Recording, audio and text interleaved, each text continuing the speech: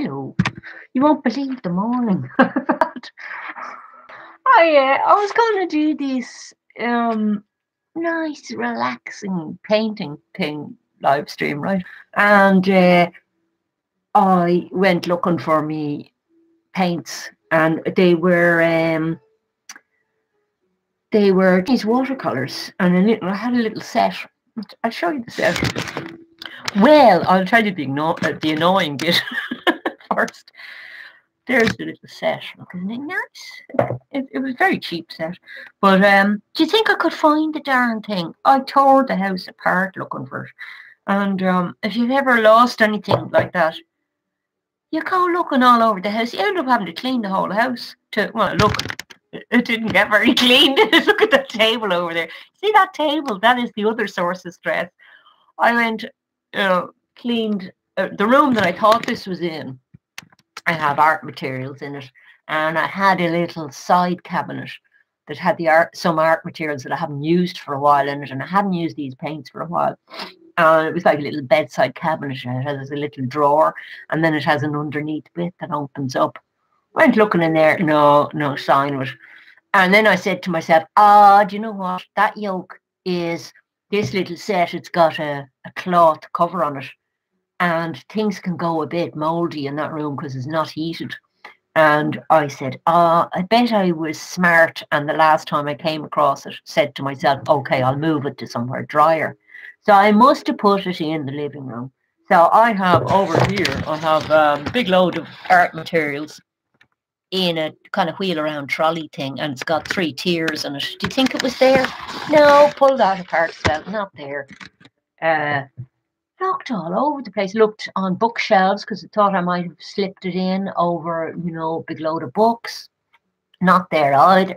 Pulled out all sorts of things, like from the top of this, and then ended up having to stand on chairs and get at them and put them all back after looking. Pulled out boxes, opened boxes, looked at them thinking I might put it in a box. Bookshelves on the other side of the room, went looking through them, getting quite kind of like, oh, this is driving me mad. This is not going to be relaxing painting at all. But once I go looking for something, I have to find it then. It just drives me mad. Like I would lie awake at night going, where is it? Because usually although I'm sloppy, I usually put things back in the same place. So I was convinced it wasn't in the standard places it was supposed to be in. So I thought I obviously came up with some better place for it. And I couldn't find it anywhere. Where did I find it in the end? I can't even remember now where I found it in the end. Let me think. Where did I find it? Oh, I know where I found it. You see, sorry, I'm trying to hold still here. You see that shelf up there? I've got to keep you plugged in because the battery pack goes in this. Above that picture, it's a print of a Turner thing. I've got a shelf with a little Chinese cat on it, and this is that black box there has a set of teas from a Chinese tea shop, actually. And it was on top of that under the skull. And that was a stupid place to put it. I put it up there because I thought it looked nice with the other. There's a lot of Chinese objects on the shelf up there. I thought it looked nice with them. It was stupid putting it under the skull because the skull can get all sorts of little spiders and things who would be attracted to the nice. It's making me itch thinking of spiders. Be attracted to the nice organic qualities of the skull, and you could end up getting all kinds of horrible eggs and spidery things and everything on this.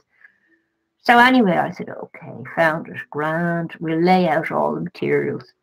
Took me forever to lay out the materials. And then I went looking for my reading glasses. I can't find them.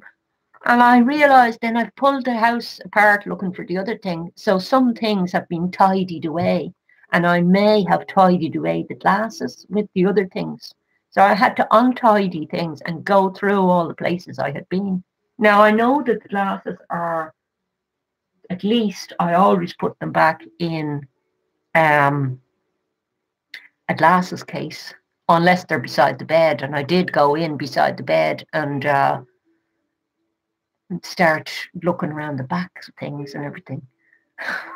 On my hands and knees. A very busy morning it was. Very busy. I never found them. And you know what? I changed the sheets on my bed and I'm now going, oh my God, I hope the glasses are not in the washing machine. Well, you see, the fact that I have 2 pairs of glasses, I always take off one. I check where are the other pair of glasses. I look either on that table over there where they'll be in an open glasses case because I can't stand getting glasses scratched either. So it'll be in an open glasses case and I swap them over, or else I leave them in the bathroom. Sometimes if I have been out and I'm wearing my seeing outside glasses, my normal glasses, when I come back in the house, I know I'm going to read or do some sort of work up close. So I go into the bathroom, take one pair of glasses off, pick up the other pair off the back of the what you call it, the cistern, where I put the glasses on, and put the other pair on. Like, that's why I'll only have like about 3 plates beside the bed, on top of the cistern in the bathroom, or on my table over there. They're in none of those places, but I did change the sheets on the bed. The glasses could have fallen into the sheets, because when they're beside the bed, I don't use the glasses case. I just fold them and leave them with the glasses bit upwards. And I know they're safe there for the night, and I just have to reach the hand, because I'm so blind, I can't see to find the glasses if I lose them. So I have to know exactly where they are to put them on. So this is my new source of stress now, that I've not got my reading glasses. And I don't know where they are, and I have to let it go, because I have looked right in. I backtracked through all the places in the house that I've been, and I've been everywhere, everywhere, every room in the house. Even, I've been in the kitchen and everything. I had to backtrack through all of that, and they're nowhere. So I now have to trust to fate that these glasses are going to turn up again. And in the meantime, put up with not having any reading glasses. And I'll also be walking around the house, because I'm not 100% convinced that they're not on the floor somewhere, having slipped off a table or something while I was cleaning things. So I'll also be walking around looking at the floor all day going, just careful where you step, because I can't afford to lose those glasses. So this was going to be a relaxing painting session. And you say to yourself, yes, oh, that sounds lovely. Yes, do a little Chinese painting session, Sumi E session. And it's like a meditation. It's very relaxing. And I'm going into it stressed out of my mind. This often happens with anything meditation-y, doesn't it? You have an idea of how it's going to be. And it's not going to be anything like that when it happens, because you can't control like what's going to happen to you, in your environment and how you're going to feel about it. But you could say, if that's your only problem in life, you've nothing to be worrying about, really, have you, missus? No, you're right. But I mean, I can see the funny side of it. But the fact, I was so pleased when I found the first thing I lost. Because I went, great, that's off my mind now. I won't be lying in bed tonight wondering, where the heck is that? And then I lose another thing while that happens. Can't think of the last time I lost my glasses. Very, very rarely lose them. So it was all that messing about. They're annoying. Like, even now I'm scanning, and I don't know where they are. And it was so many different places. I'll have to let it go. And it's going to be tricky doing this with my daytime glasses on, because I do find it hard to. Anyhow, we'll have to let it go. I was having a bit of lunch as well. This has protein in it, so I don't want to leave it sitting too long. So anyway, the plan was this, right? I have all these materials for doing Sumi E painting, right? I used to have a book on Sumi E painting. I was in a bookshop once, years ago, looked it up, looked at this book and said, what's this painting about? I had a nice picture on the cover. And you know, was looking at the book and saying, "Oh, I'd love to have a go with that. That sounds really nice." And it's a style of painting that it's kind of a watercolor, but it's done with an ink. You can use liquid inks, but in the little set that I bought this from one of my favourite shops in Dublin, a place called Pagoda.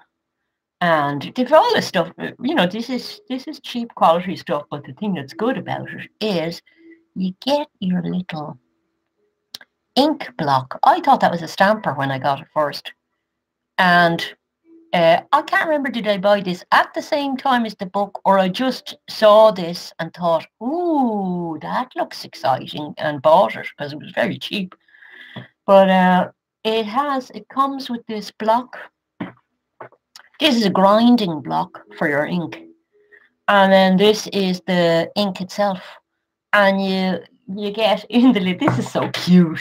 It's silly, really, but it's a bit precious. But you see, this little spoon is for lifting your water out, and you get a little bit of water and you put it in your little well there, and then you grind the ink. I'm going to do that now in a minute, grind the ink into it, and you make your watercolor. And Chinese ink for Sumi E painting is very different, kettle of fish, from watercolor. It's a little bit in the intensity of the black of it. You can get different colors as well. You can get a red, I think, as well. It behaves differently to watercolors, although it is a water-based pigment. And the other thing that makes it different is the paper that you use to paint on. This is rice paper. And I bought that last time I was in Dublin. I stocked up on it because I hadn't any left, and I bought it in the same shop. You can get this online as well. I was looking at the book that I used to have on Amazon the other night, and you know, they do recommendations. Customers who bought this also purchased, and rice paper came up as well. And it's a very thin paper. Where did I hold it up? Just some light. Very thin paper, and you can't quite see through it. But that holds the ink in a certain way that watercolor paper wouldn't. Watercolor paper is typically fairly thick paper, you know. So, you know, just the materials that you're using are quite different. And then when you look at the brushes I got with the set are, I don't think they're good brushes. You don't know whether a brush is good until you wet the tip, really. If you wet the tip and then look at the point and try it on the back of your hand, you can see, they're not really sitting together well enough to look like a good brush. I don't know. Might be all right, I don't know. They're very pretty though. All their stuff is always very pretty. You see, that one doesn't look like a good brush to me. They're also very different from watercolor brushes. I think these are goat hair, but these are in different colors, so I don't know what kind of hair these are. But they're soft, but they're not as soft as a Western watercolor brush.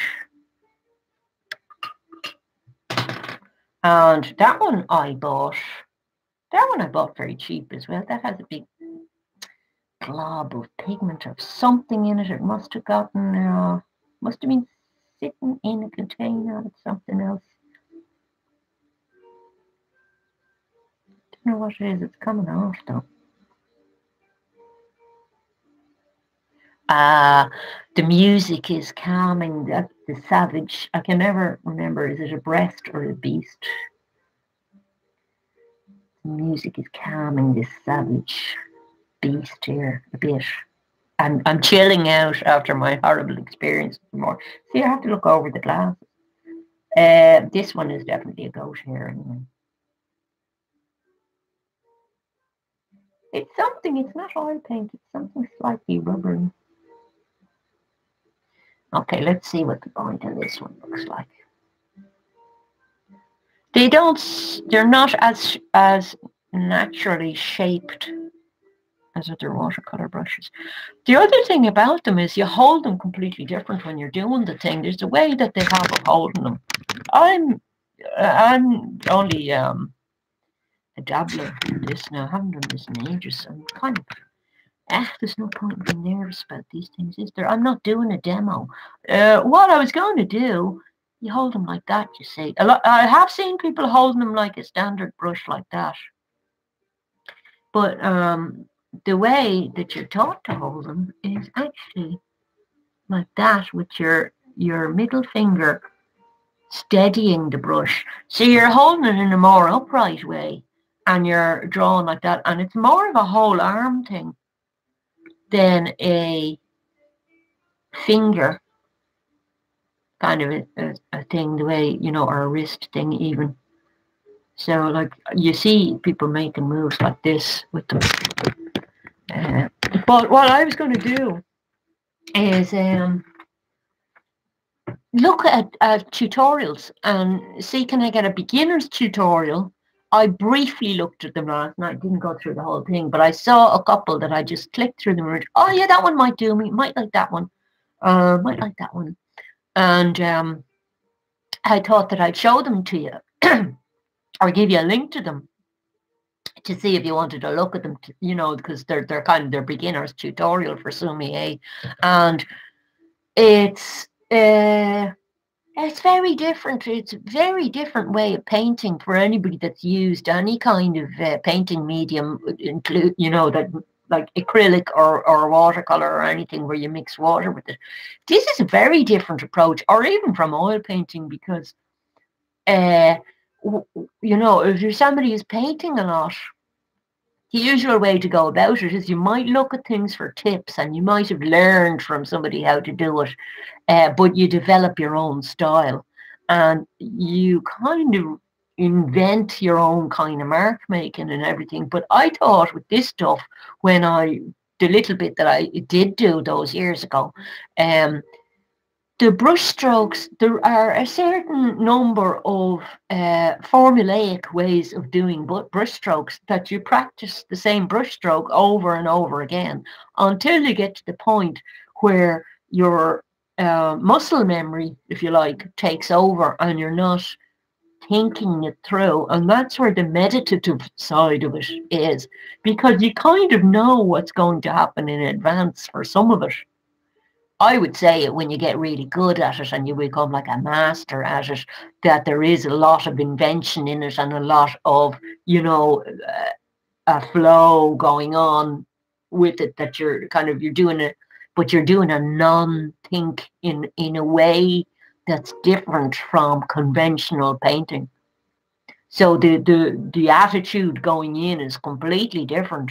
The attitude going in is nearly like a craft worker's attitude, as opposed to an artist thinking their way through something. Because if you know what way a flower is usually done, say, for example, or a bamboo stalk, we're going to look at one tutorial for doing bamboo. If you know how a bamboo is always done at the start, you're automatically in a different space. You're not, there's no searching for the thing. And there seems to be with them, there seems to be a no think space that you need to be in to do it, as far as I can see, because it's a very non-anxiety thing, and anxiety getting into it seems to ruin it, because the fluidity of it is very important, and developing the fluidity. Now, there's a certain amount of that, wouldn't there be, in a lot of watercolor wet and wet kind of painting? There would be. You have to leave things alone a lot, don't you? Not maybe for the sort where you're building up layers and interlocking things, like the Turner watercolor over there in my wall. That's all built up, layered kind of a thing, and it's a slightly different thing. But I I liked doing it because it was so different from anything else I was doing in art. Because there's quite a lot of anxiety in art and a reaching towards something and a kind of holding your breath, going, "Oh, it's working! Oh, it's working! Don't nobody move!" you know. And then when it's not working, you're reaching for it and you're frustrated, and it's quite exhausting painting. But Sumi E painting is not exhausting in any way, and I have a feeling that the masters of it might tell you if you're anxious when you're doing it, you're probably doing something wrong. So maybe it's a good thing to do when you lose your glasses. Although it won't be putting away that set in the wrong place again. Let's show you the rest of my materials, because I can puff away on the cigarette while you're looking. You'll just hear little noises in the background. Okay, so some of my materials, right? We have. It's always nice to have containers to put your brushes in, isn't it? Right? So I used to really like Chinese stuff. So these are bamboo, and I bought these years ago, and they're for putting all your brushes in, storing them. However, there's another way to do your brushes. Those guys are a bit small. And I've seen a lot of Chinese, Japanese painters using these little rests for their brushes, and I love the idea of those. And I was looking for something to rest my brushes on today, and I remembered that I had this set of chopsticks. Somebody gave me, they didn't want them, they don't know how to use chopsticks, and they gave me that set. And inside the set, not only were there chopsticks, but in here there are little things to rest your chopsticks on, which are awfully handy because, oh, it smells musty though. You can also rest your little brushes on them, you see. And if you had a brush that still had a little bit of ink on it, you don't want that messing things up. But there is also a mindset that is a meditation mindset, right? And it's that you're taking your time over things. So you're paying attention. I am not a neat person, but that would be a good way to go with those. Where are my other? I had more than 3 rests there. You see, I'm so not neat. I thought I was missing my elephant on that one. And it is about enjoying your materials, you see, as well. So you should have nice things to work with. That doesn't aesthetically please me that much, I have to say, that jug. Although I did buy it myself. I'm going the wrong way with this. But shape-wise, it's not doing it for me, not with the other objects. You see, the idea is, with your materials, for Sumi E painting, right, that the whole thing should be an enjoyable thing. So all your material and laying out your materials and everything should be an enjoyable bit. Now, that is not my normal state of mind. When I'm oil painting, I want to get an idea down and I'm throwing things around the place. But I'm not doing this as a wanting to get a fabulous work of art out of it. I'm letting go of the idea of wanting to get a fabulous work of art out of it. And I'm saying, no, I want to have a nice experience. So I have this, I absolutely love this. I might have bought that in the same shop even. I think I did, you know. Isn't that pretty? That has always given me a lot of pleasure, that little bowl. It's such a beautiful shape. And the colour, I love the colours in it. But that's a really nice little bowl for watercolours. You could drink your little cup of tea out of it. But see, that gives me a lot of pleasure, that. So I don't have a nice water jug, but I wanted to have a lot of water on hand for mixing. Because you can mix different strengths, things. I tucked a feather in there as well, because you can do things like drag ink as well, and depending on how much water you have on your brush, you can get the brush slightly separated a bit. You see, if you don't have a lot of water on a brush, I just wipe it. Brought a couple of cotton cloths as well. When you know, the less water you have on the brush, look at the more separated it gets, and you can get dragged effects then when you come across the paper. There's another thing that Chinese watercolor does, right? That I absolutely love on the rice paper. There's a certain consistency that you can get the ink. Then when you drop a bit of the ink onto the rice paper, it goes poof, like a big explosion. Oh, the pleasure when that happens, I tell you, because it looks amazing. There's one of the tutorials, wait, let's see, can I find it? A guy was doing a tutorial.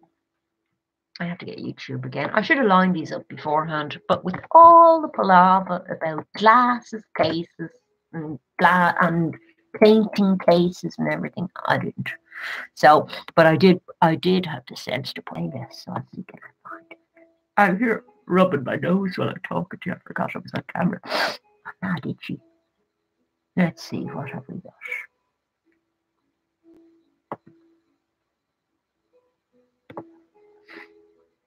Painting in that one. Yeah, so I have the playlist of them there in of the tutorials in painting. My playlist is painting and it's public playlist, so go in and have a look. It was one of a cat. I don't know if I have the right. Oh, this one. I just saw the thumbnail first and I went, oh yes. Until I just link it up with that.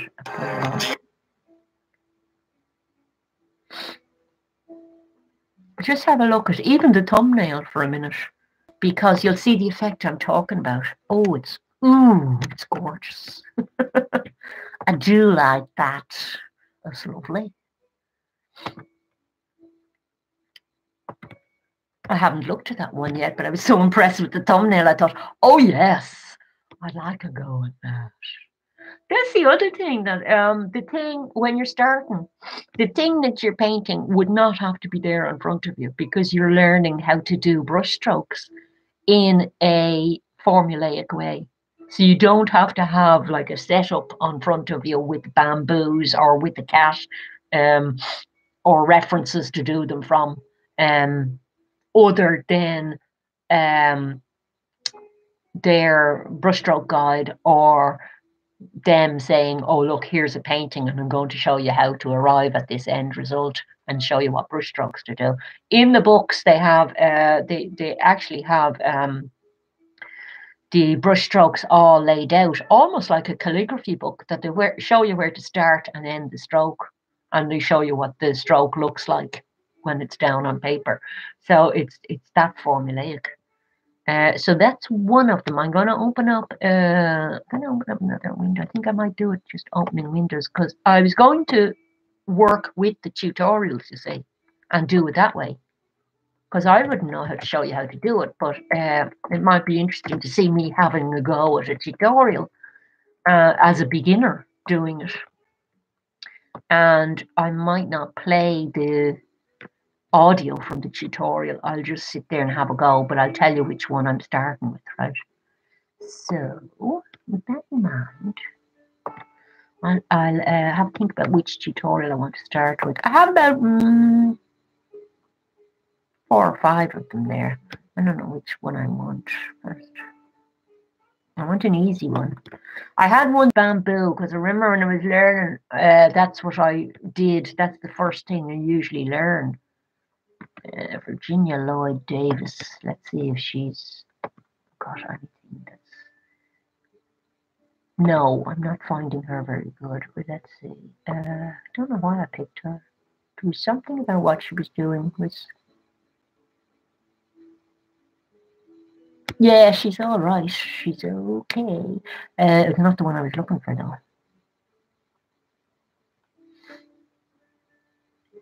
The one I was looking for might have been this one. Oh, Gaia. Ooh. which sounds Japanese rather than Chinese.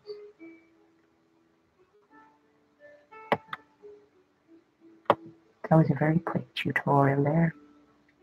I want to see how clearly I can see the person doing it. Oh yes, that'll do me. Okay, so this will be the one we'll start with, all right? That'll be a good one to start with.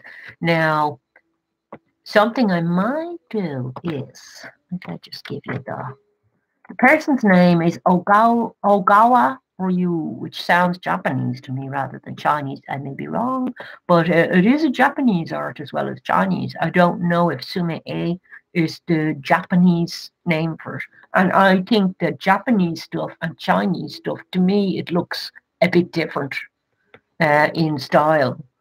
But they use the terms interchangeably when they're talking about this style of painting. So I don't know enough to be able to tell you. Of course, the Japanese are just amazing at this kind of thing. Now, that's the one, that second link there, that's the one I'm going to try and follow along. But what I'm going to do is I'm going to go into it and I'm going to go through the settings in it. I think it would be helpful because this is a very, this is a time-lapse one that they've done. And if you go to the settings in the bottom lower right-hand corner, and you go to the little of the video, and you go to the little cog wheel that says settings, and you click on that, we could bring the speed down to a low speed. Bring it right down to, I don't know, 1.5. What's it like when it's played at 1.5? Because you can see, yeah, I think that's possibly better speed. Or is that faster? Oh yeah, maybe. What's normal speed look like? We might have it very speeded up. I'm sorry, you can tell I haven't prepared at all for this. Yeah, you see at the beginning of this, they have a little stamp as well. They have it very speeded up. Now she's holding the brush. You look at the way she's holding the brush. She's holding it in a combination kind of style. You could, if you were mad keen to listen to me waffle on, you could open this in a different window and have my live stream open as well, and I can tell you what bit I'm at in it. Oh, I had it going faster rather than slower. Duh. I wanted it at 0.5. Yeah, that's 0.5 looks like a more normal speed to me and easier to follow. So I'm going to have a go with that. Let's mix ink first though. Now I want to get back to this window so that I can show you the mink mixing. The mink mixing. The ink mixing. Wait a minute, I need to mix some drink for me first. We have slipped vodka into this. Clearly. From the way I'm acting. Oh yes, that vodka's going down well. Okay. I haven't told you yet though why I have the towel on the table. It's because of the rice paper.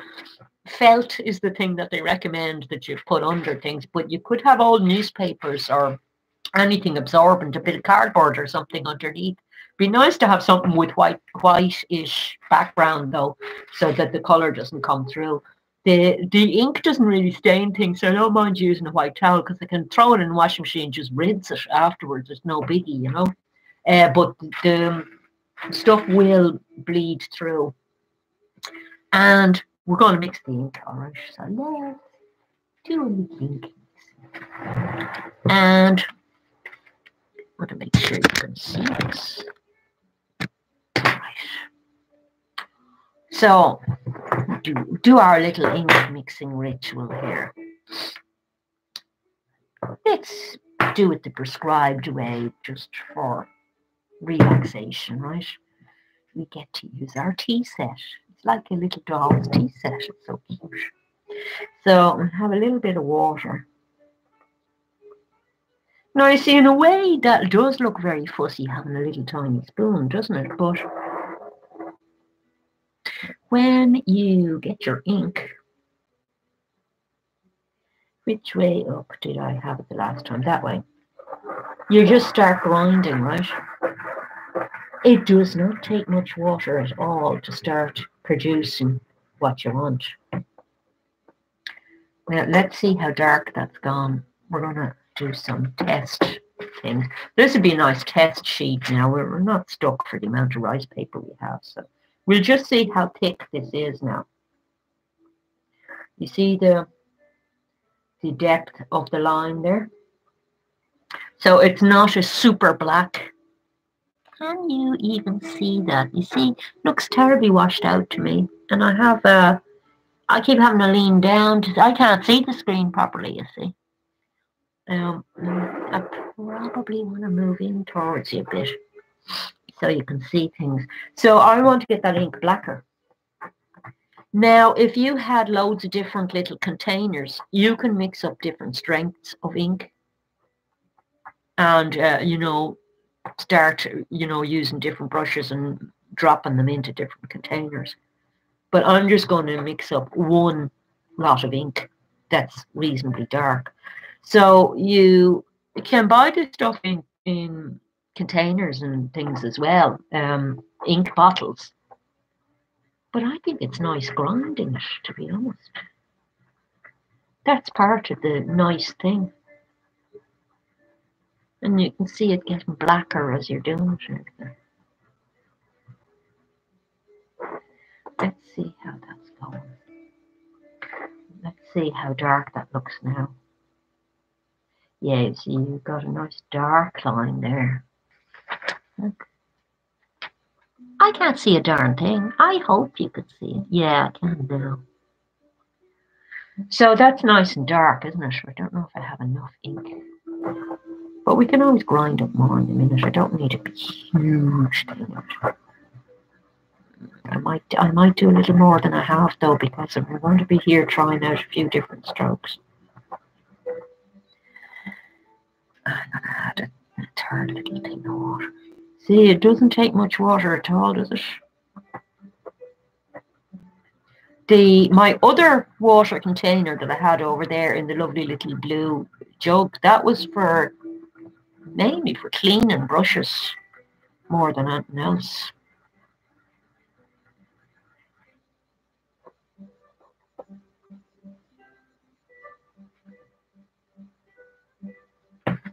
Okay. Now I can do nice little things with that. If I were to water that down more,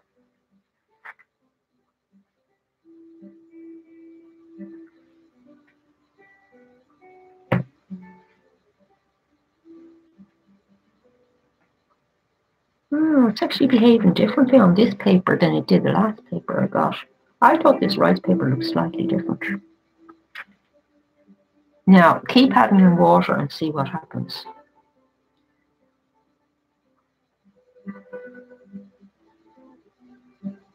I can't get that explosion thing happening. The other paper, the last lot of paper I got, it did that brilliantly on.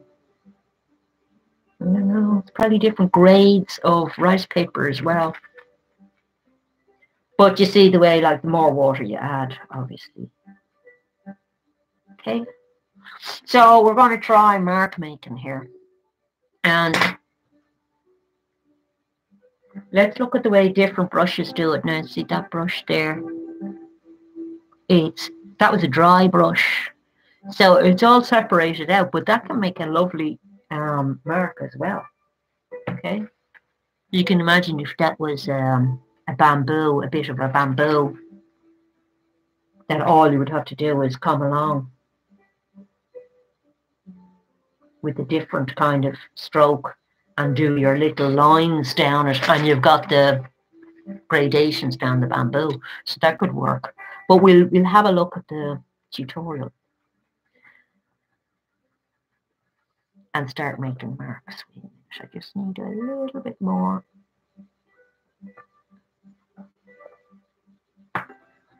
I think the little mixing spoon is brass. So you probably want to be drying things and everything afterwards. Okay, we're going to say we have enough ink to be getting on. And that's a bit scutty, that brush. The other brush, that's for like big washes. See the size of the marks that one makes. Right, and you know, as it goes drier, you see, that's what you want you to be a bit gestural with it, you know, and not uptight, because the less uptight you are, the nicer the mark making is that you're going to make.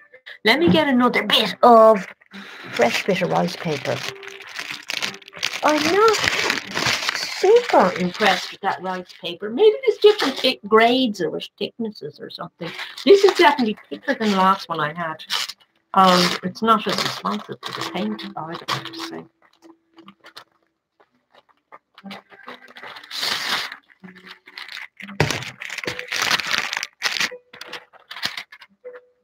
But I mean, it's grand. It's grand for what we're doing. That piece of paper, I'm going to keep it just for mark making things. You see, my natural messiness is starting to assert itself already. We've got a table full of messy things going on there. Okay. And I might use this brush so I don't get too fussy. I don't want to end up doing tiny little things. Okay. Let me find my other video here. Now, the challenge is going to be me being able to see the video and you being able to see the piece of paper. I can't see the piece of paper. I can't even see it, so how could you see it?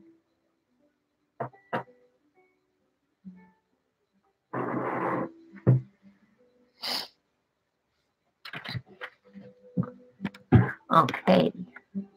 I think you might be able to see it there. Which way am I moving back? Let's try it. Okay, so it wasn't the animal painting one. It was the bamboo one, wasn't it? And I'm starting from the beginning. I didn't get a stamp with this. The stamp is often done in a different color. You can see the stamp at the beginning there. I'm going to go full screen on it. And just hope that you see. Right. Load up your brushes, baby. God, I'm nervous. Don't be nervous. Okay. Stop. So what she's doing, as far as I can see, is she has the brush slightly on its side. Now, remember I remember that they showed you to use the brush like that. So if you're using a brush like that, like I do it here, don't be afraid to use the big paper, and you're using a brush like that, you're going to have different marks, aren't they? I hope you can see that. One is wider than the other. So I'm thinking that's why she has it slightly on its side, because she wants the width. She also is going up this way with the bamboo. She's using the white space of the paper very well here to make her painting. But I'm not making a finished painting as such. So she's going up and doing a stop stroke at the top. Now mine looks different from hers, but that's okay, because everybody's painting is going to turn out differently, because there wouldn't be any masters, would there, unless we all use things differently. So you have to be aware of the pressure on these things. She was going slightly, stopping at the top of each stroke and going slightly to the right and letting the ink gather in that bit, and having a little bit of a nub for the end of that section of bamboo. That's how she was making it. Oops. Oh, no, like the little mistakes were the thing. It's not sitting straight, actually. If I had, it's sitting better. The towel is a little bit. And a little bit rocked. Not absolutely ideal. I would use cardboard, only I've no white cardboard at the moment.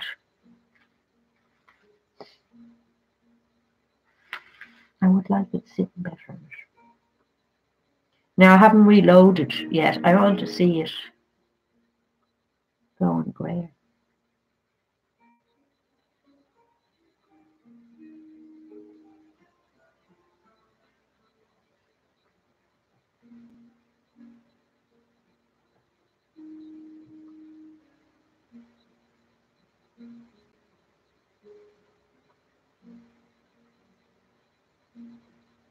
I'm just repeating strokes here now. This is nothing to do with making a painting.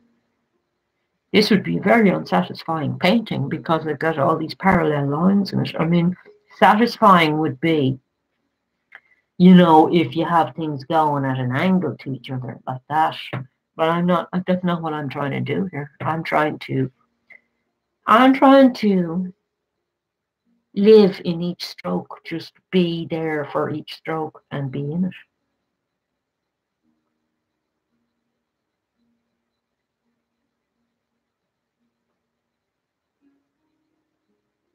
Oh, it's really hard to control the thickness. Okay, I'm gonna have mix up a bit more. I'm not going to get precious about the amount of paper I'm using either. This is really cheap paper and I've loads of it. So like I'd be very happy doing 10 sheets of just that, you know? I mean, you could sit and do that for an hour and be quite happy. I'm just going to keep filling up spaces here.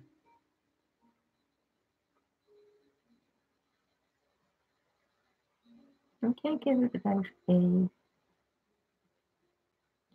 without a waver on the side, and I think that has to do with the cloth is not the most excellent surface because it keeps lifting from it.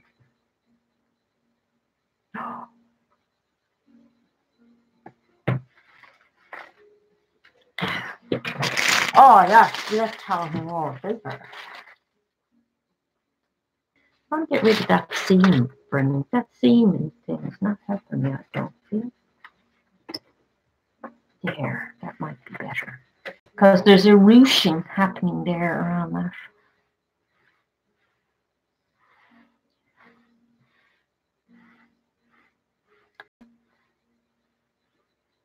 I'd say fleece would be good as well if you had fleece.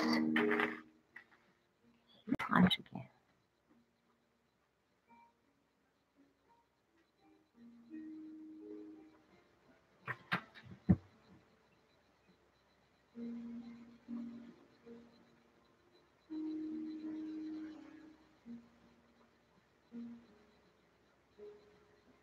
I think that one might be good quite right.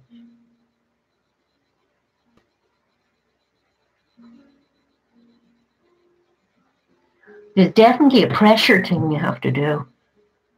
I'm happier with those last two strokes. I'm sort of feeling better what the materials do. I'm not trying to get it to look like hers. I'm trying to see bamboo in it, if you see what I mean. Definitely recommend you go out and look at bamboo before you do it though. So beginning of the stroke, I want to press down hard, then lift slightly, then come up and slightly to the right for the nubby bit. And if I got faster at doing that, it might start looking better.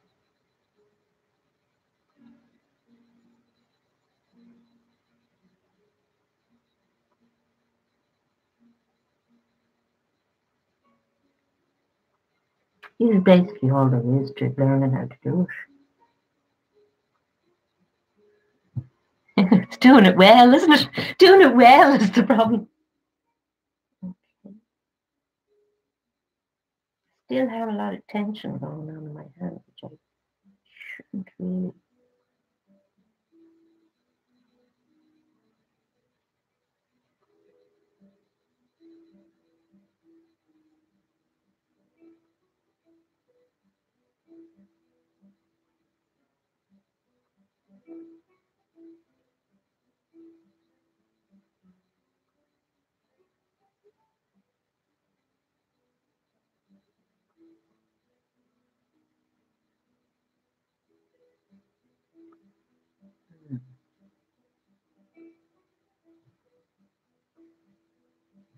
Let's try it fast and just see what happens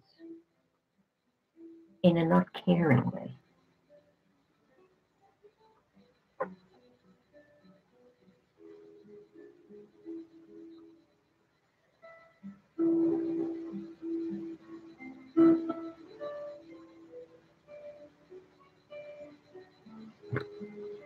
Trying to see if you can see any difference in the strokes when you're not caring that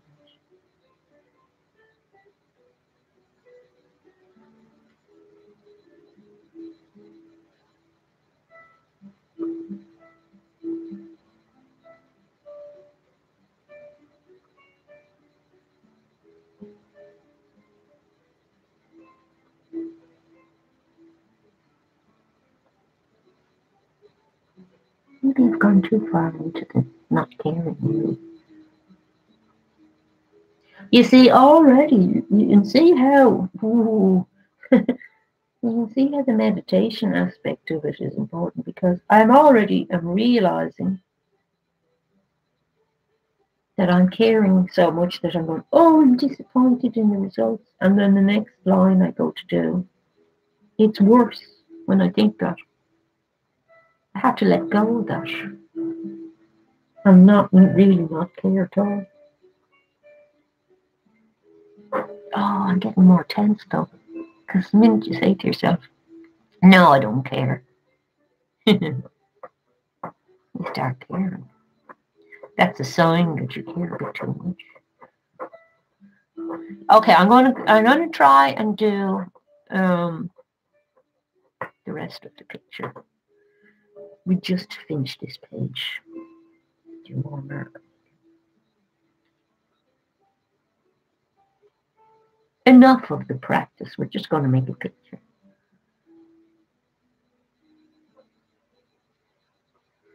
All right. Time to make a picture.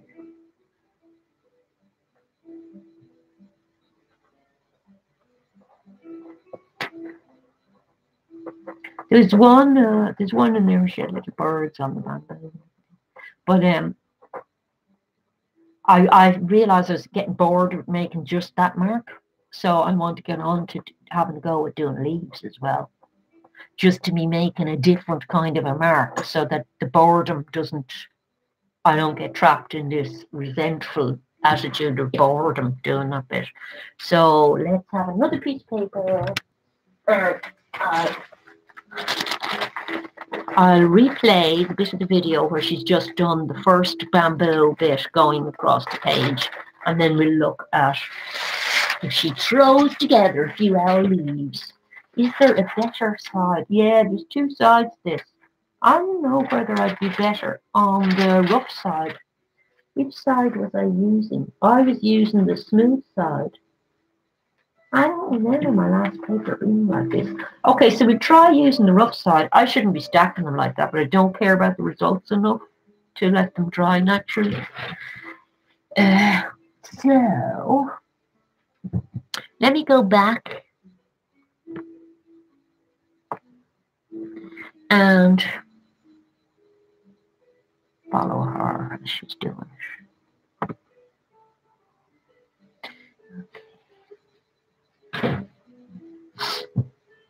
Here we go, baby. Here we go. Nice and loose, baby. Nice. Wow. It's a bit of a thick ignorant bamboo, but anyway. 2. Oops. 3. Now she's on the second bamboo.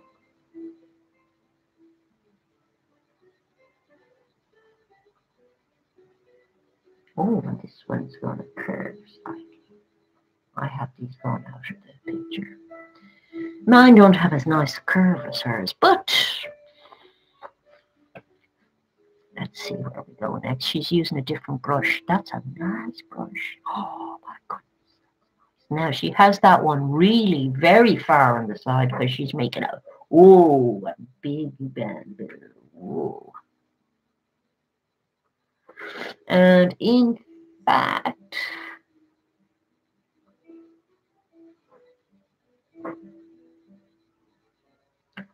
this one she's just started off without holding it or anything. You see, I'm a messer. I'd want to go back into that bit and do things, but she's not. But what she is doing is she's doing. If I go back and see the stroke that she uses first, she is doing between the bamboo leaves, between the bamboo stem sections. She's doing a shaded bit. Yeah, she just has a little brush for that, and it's just literally just tipping it in. I don't want to get too fussy with little teeny brushes.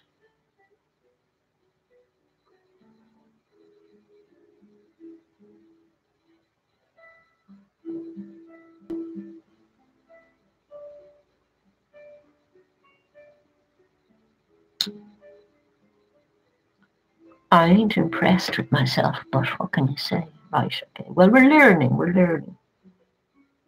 You see, I'd probably repeat this picture until it comes automatically. And then you'd be able to see it looking more relaxed. What's she doing here now? We're still on the little brush. And how is she making that mark? She's doing some leaves. Oh, and I don't know how to do those kind of leaves. She isn't really explaining the brush strokes very well. I haven't been able to find videos that explain how to start and how to stop the brush. I think this brush is too small and too bendy for that, to be honest.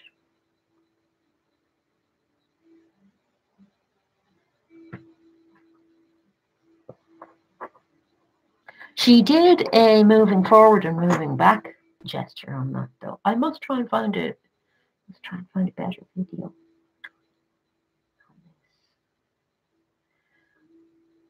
How does that stroke end? Because mine doesn't look convincing as a leaf. Oh yeah, it tapers out. One didn't taper out. Let's see where she's going with this. Now she's holding the brush this way again. Mine has a ragged edge to the leaf. But that's okay. I really wanted to get that nice dry dragged brush stroke and the other thing, but I mean the thing isn't happening. You can't really go back over it. But you see the way the pressure of the brush really matters in the leaves. It's very important, isn't it? So she's, and the whole hand, you can see how she's using the whole hand as well. Where's that leaf coming in? There's a bit in the middle of the leaf that, you know, you're leaning on it more. And then it tapers off again. Running amok I am, all sorts of bits of things coming out of the leaves and all the rare. Oh, she's running amok as well. She's got branches everywhere. She doesn't care, that girl. She doesn't care. She's going for it.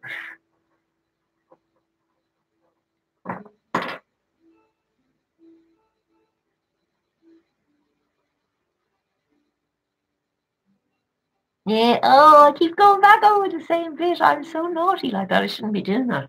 I should be letting something sit in one stroke, I reckon.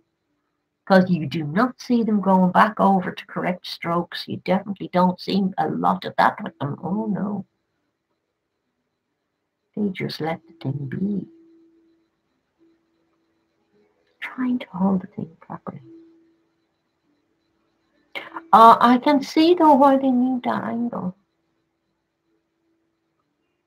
Oh, I keep seeing it and going, oh my God, it looks so bad. But that's not the point. Just enjoy doing it. Don't worry about it. You're passing the time. It's about enjoying it. It doesn't matter if it goes on the fire.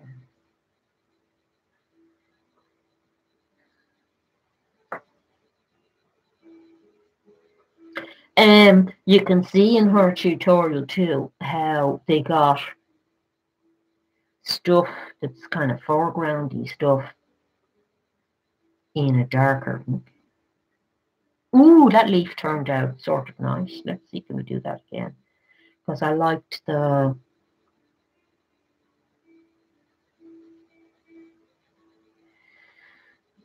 I just want to do leaves everywhere now. That's do.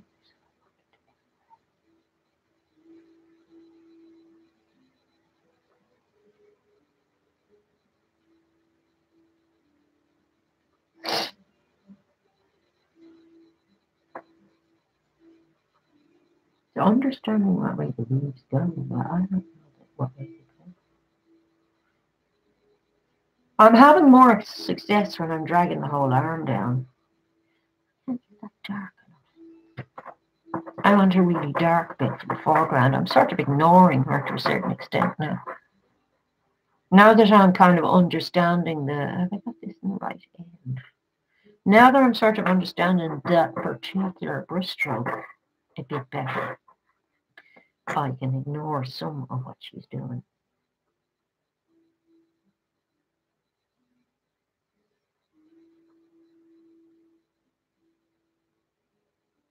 There, we're getting better at doing the leaves now. Press it down, pull it up. They're a little bit tentative and shaky, but I've got the shape of them better, I think. Let's make a new stem over there and do more leaves. Press and pull up. And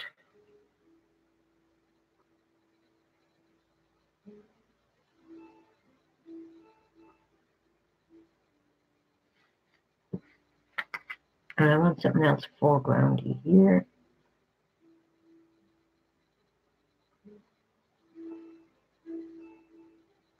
And why are we always sitting with that? I think there's probably things going on, like I remember from the book there's formulaic things go on, like doing bamboo leaves in groups of threes and things, where you do a standard group of three and you stick to that as kind of a pattern, if you like. So that kind of thing doesn't get explained all that well. I might get the book. I didn't look for very long, but I didn't see anything tutorial-wise that really gave you very much in terms of the strokes and everything, you know. This one, Sumi E Academy, this is trickier. Wait till it's going on to autoplay in the next one, so I'm going to give you the link for this. This one was cool because it had a little bird in it. Now this is a bit more. I thought this was a bit trickier. I didn't try it, but I know from trying to do something similar before, this is not as easy. You'd be doing well if you were starting doing something to manage doing bamboo, but it is nice to have something else to liven you up. I've been on an hour, so I'm going to stop doing it soon. That's as that's as good as I got really on the last one. We could try throwing in a bird for the hell of it, huh? And then we call it a day. I'd like to do a cat though, but I don't want to be on for hours and hours. It's a bit self-obsessed, isn't it? Sitting there for hours, like who wants to see that?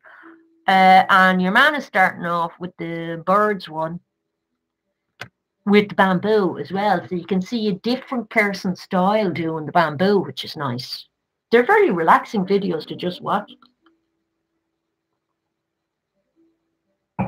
Much more so than watching mine. Mine is just an intro to the other ones, you know, to show you where to start and everything.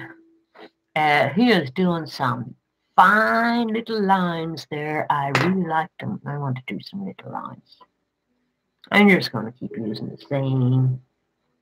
We come over from here with our skinny line. And do a nice color. Go behind.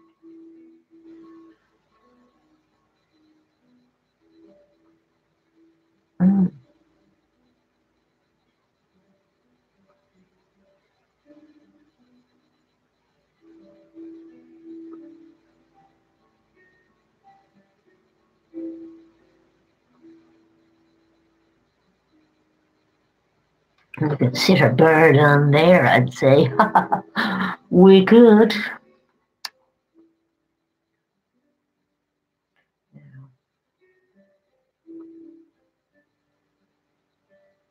See, this would be good for relaxing the whole body because you kind of have to move your whole body with it, don't you?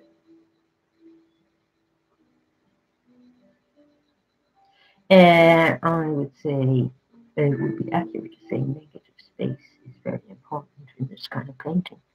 The white bits, you know, your awareness of the white bits as well as other bits. Now, I have no idea how we're going about this. We'll make a little branch for the guy to sit on here. I can't figure out what bit of the guy it is. Okay, he has this is tricky. I can't figure out how he's making this bird. Am I seeing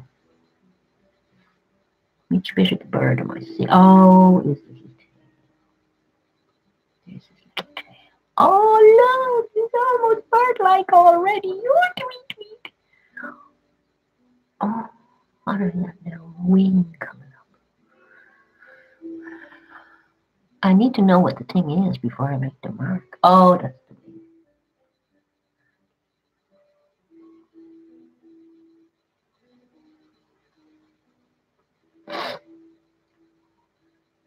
Okay, I thought it was two birds. Huh. Mine was already looking like a tiny bird there. It didn't need the wing. It's actually looking less bird-like now.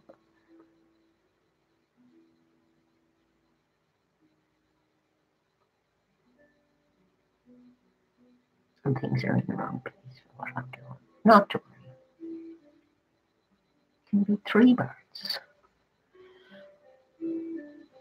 I ain't seeing. Oh, I see what it's supposed to be. Yeah, I had the thing in the wrong place because that was. See, this is why it's not good doing something without understanding what you're doing and having to do too much adjusting.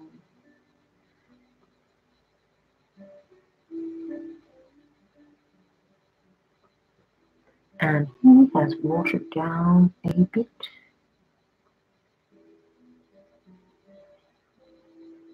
Man, don't look like no bird. Don't look like no bird. A bit of a poop.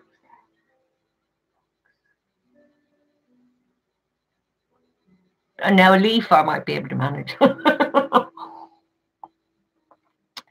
Or is it going to be a bird? It could be a bird.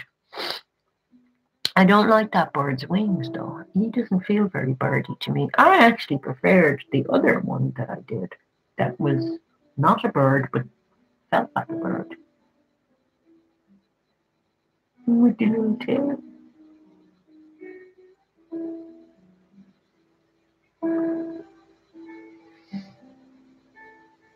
Well, that's a bird. You see, there's his bird and my bird. I prefer my bird.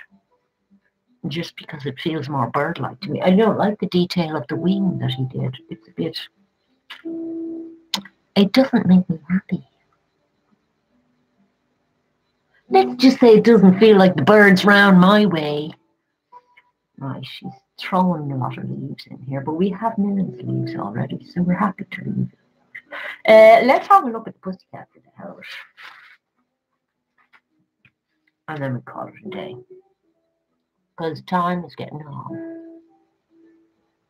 I've got roads to build, ditches to dig. Right, let's see, cats.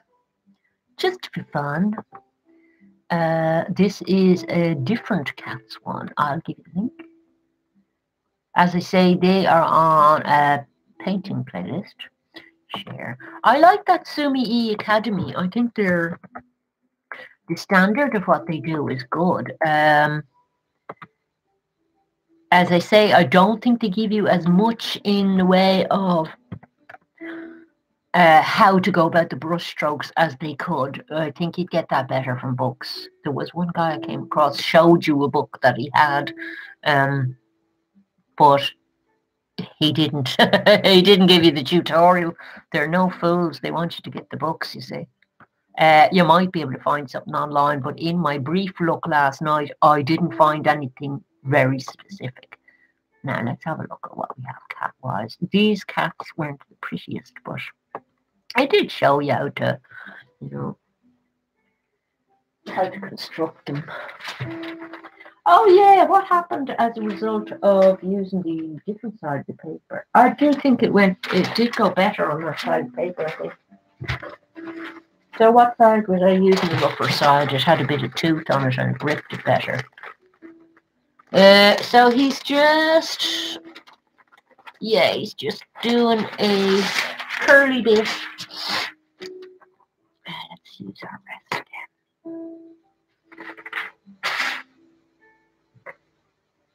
I need a bit more ink for this.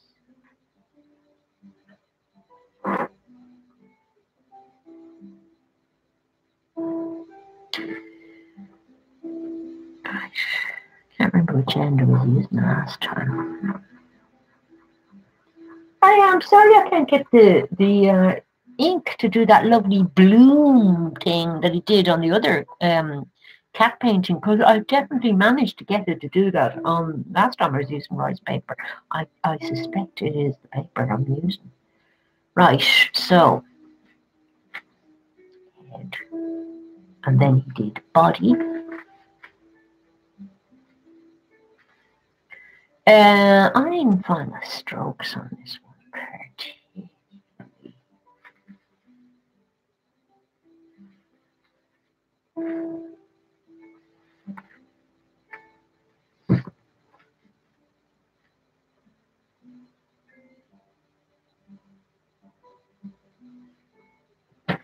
Mine is a cat with a small head.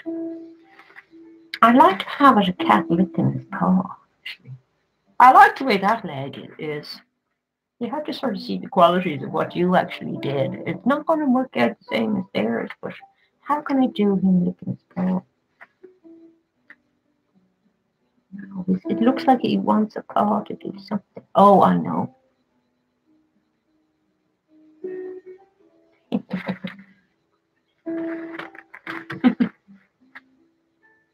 It ain't working. Right, what's he doing? A sleeping cat. I think I'm becoming impatient here. See, there's all this, you have to stay in the moment with the pepper. Sleeping cat. I keep coming up with something different from him because I see the cat differently. You can see the cat the minute I'm making the shape. We give this one ears. Oh, look, that one's having to sleep on its side. And I don't want it to have the tail sticking out. Really. Because they don't when they're sleeping. They don't. I would like to be able to do the paw cleaning thing better. That's the wrong kind of mark for it though.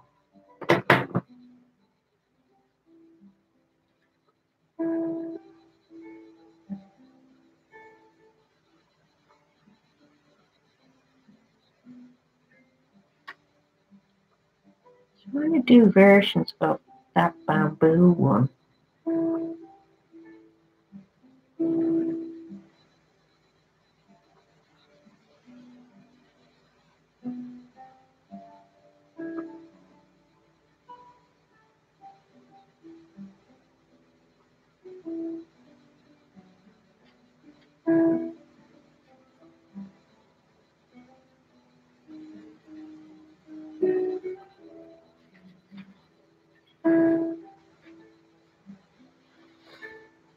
Went off in a tangent there. Went off into thinking about cats generally. That shape though, but trying not to. I have the sense that you don't want to be reworking over a particular area. Do you know what I mean? Because you're getting too.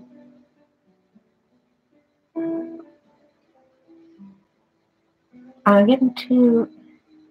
I keep wanting to do them doing things like scratching their ears and everything. It's so hard because like you get a cat going at a bend and then you go, oh yeah, that's just like when they scratch their ears. How would his little paw come out when he was scratching his ears though? You see, then you're into those kind of problems. There are little bits of information that you're missing. Funny, isn't it? The minute you put the ears on, it makes sense.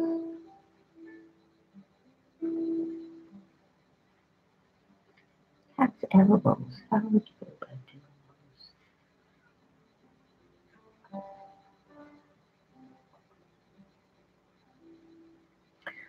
What a dark.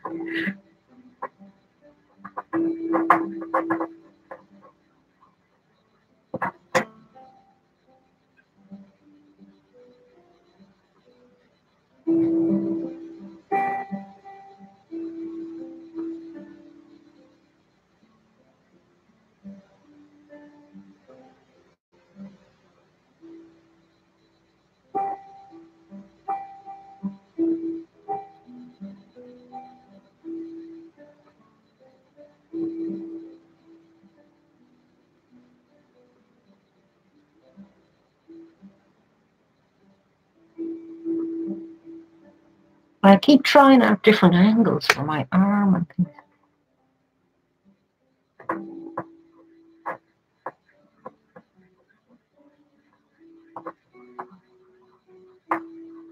That wet on wet one there, I think that's ordinary watercolor. But I have definitely done it with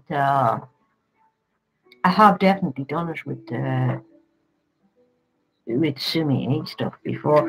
I mean, you can get, I'm getting some little bits of bleed and things, but it should be like a spreading across the paper, and I cannot replicate it for the life of me, no matter what consistency ink I get. So I'm thinking, yeah, it's the paper. It's different grade rice paper or something. It's taking the paint differently. There's something about the way this stuff is taking the paint that I'm not convinced by terribly. I mean, it's okay. It's okay, but it's. Where did I buy the paper the last time? Was it in an art shop? Was it just better quality or what? I didn't know. Because it wasn't any better. It wasn't any better at painting, you know. But it behaved. It did do more things. Oh well. Next time we'll buy paper from somewhere else, and we'll see what difference that makes, if any. Oh, look, this guy wants to be sitting sideways.